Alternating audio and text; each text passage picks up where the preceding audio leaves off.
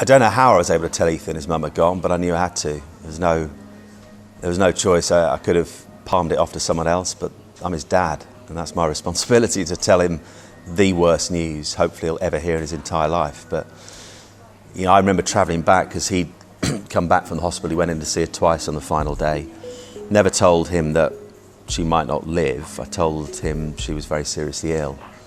And so he'd come back a little bit earlier with friends and family, so he wasn't at the hospital when she died.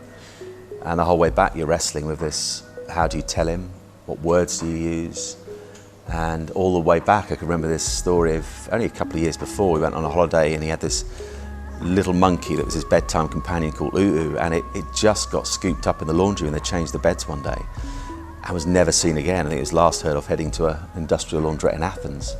And I remember how heartbroken he was at losing a cuddly toy. So all the way back from Oxford to Reading, she died in Oxford. You're thinking, if that broke his heart, what the heck is it going to do to him when I tell him his mum's gone? And I just remember getting back into the house, feeling sick as I was walking back in.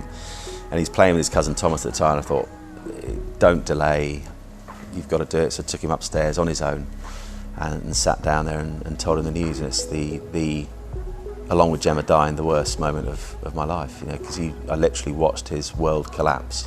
Physically, you know, the outpouring of his wailing and his tears and his screaming and everything. But at that point, I describe it in the book like into his world, it was like a tsunami coming through the house and his world, and everything that he felt sure about and had known largely went. There were some of the things he recognised in life. Thankfully, he still had me, still had his family and his friends, but so much else had gone, and all the things he had security in suddenly felt like they were being eroded and taken away. And it's a moment I said very early on I'd never wish on my worst enemy.